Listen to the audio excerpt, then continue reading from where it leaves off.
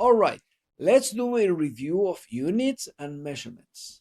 This is not a full lecture, and I'm not going to teach everything again. In this review, we'll go through the key ideas you need to use all semester. Units, unit conversions, scientific notation, significant figures, and estimation. I will also point out common mistakes students make with units and how to fix them. At the end, I will give you a simple plan to how to study this topic so it stops causing small but costly errors. Let's start with the big idea.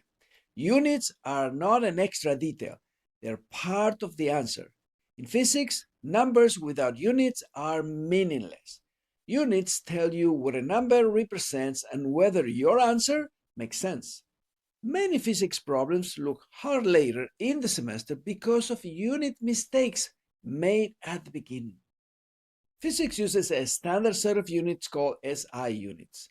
You don't need to memorize long lists, but you must recognize the basics. Length uses meters. Time uses seconds. Mass uses kilograms. Temperature uses Kelvin. Electric current uses amperes. Most problems build from these units. So if these feel unfamiliar, everything else feels confusing. Unit conversion is one of the most important skills in physics. The goal is simple: change units without changing the meaning of that quantity. This works because you multiply by conversion factors that equal 1. Good conversions cancel units cleanly. If units do not cancel, something is clearly wrong. This is not about memorizing formulas, it's about tracking units step by step. Scientific notation is used because physics deals with very large and very small numbers. Writing numbers this way makes calculations easier and helps avoid calculator errors.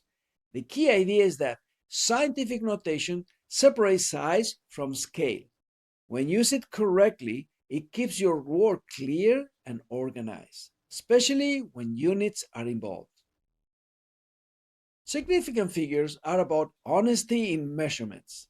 They tell you how precise a measurement really is. You should not claim more precision than your data allows. In physics, this shows up most often in final answers. Your results should reflect the least precise measurement used. This is not about being picky, it's about being accurate.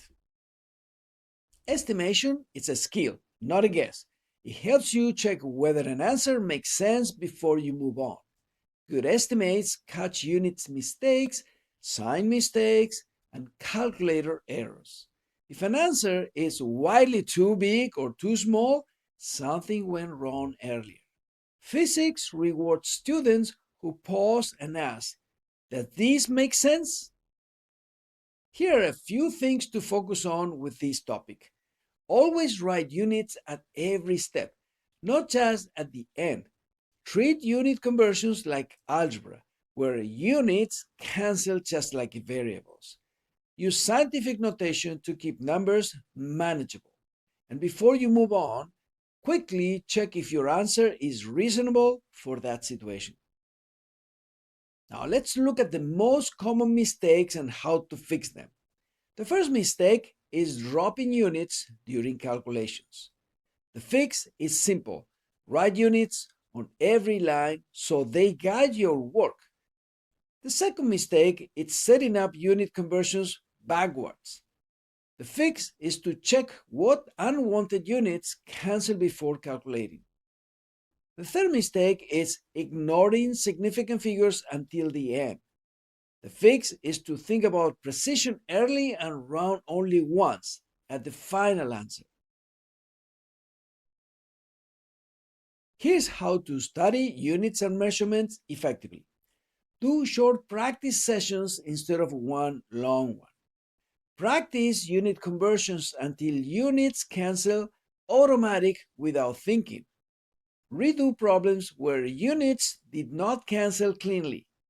For estimation, practice asking whether an answer is too large or too small before checking the solutions.